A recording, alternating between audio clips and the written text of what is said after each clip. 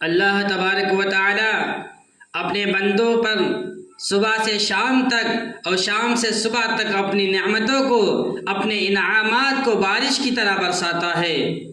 ان نعمتوں میں سے، ان انعامات میں سے سب سے عظیم نعمت اللہ رب العزت نے جو ہم سب کو عطا فرمایا ہے وہ ہے قرآن کریم۔ قرآن کریم کے اندر اللہ تبارک و تعالی یہ ارشاد فرماتا ہے، اے میرے بندو، تم دنیا کے اندر کاروبار کرتے ہو، دنیا کے اندر بزنس کرتے ہو، دنیا کے اندر تجارت کرتے ہو، اس تجارت کے اندر، اس کاروبار کے اندر، اس بزنس کے اندر تمہیں نقصان بھی ہوتا ہے، تمہیں نفع بھی ہوتا ہے، تمہارا لابھ بھی ہوتا ہے، تمہارا گھاٹا بھی ہوتا ہے۔ اے میرے بندے، تو کسی اور سے نہیں، اپنے رب سے تجارت کریں، اپنے رب سے تجارت کریں، اپنے رب سے کاروبار کریں۔ اے میرے بندے، اگر تم مجھ سے تجارت کرے گا، مجھ سے کاروبار کرے گا، تجھے لابھ ہی لابھ ہوگا، تجھے نفع ہی نفع ہوگا، تجھے فائدہ ہی فائدہ ہوگا، اس میں نقصان کا کوئی پہلو نہیں ہے۔ اے اللہ، تجھ سے تجارت کیسے کریں گے، تجھ سے کاروبار کیسے کریں گے؟ تو اللہ فرماتا ہے، اے میرے بندے، تو 3 کام کر لے، جو 3 کام کرنے والا بن جائے گا وہ مجھ سے تجارت و کاروبار کرنے والا بن جائے گا۔ اللہ قرآن کریم کے اندر ایک ایک کو الگ الگ بیان کرتا ہے۔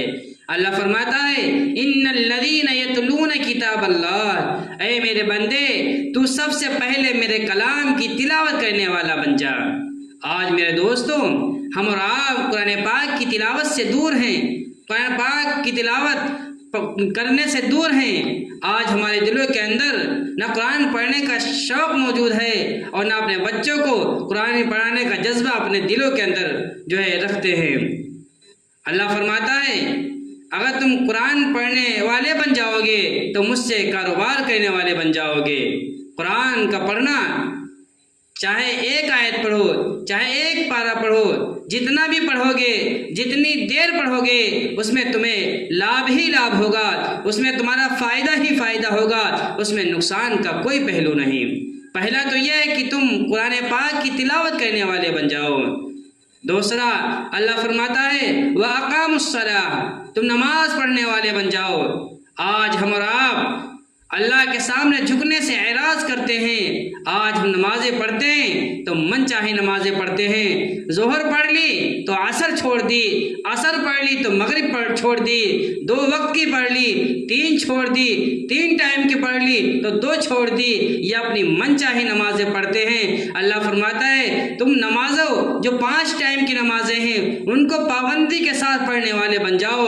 اگر تم پابندی کے ساتھ نماز پڑھنے والے بن جاؤ گے تو تم مجھ سے تجارت و کاروبار کرنے والے بن جاؤ گے، اس میں تمہیں لابھ ہی لابھ ہوگا، اس میں نقصان کا کوئی پہلو نہیں۔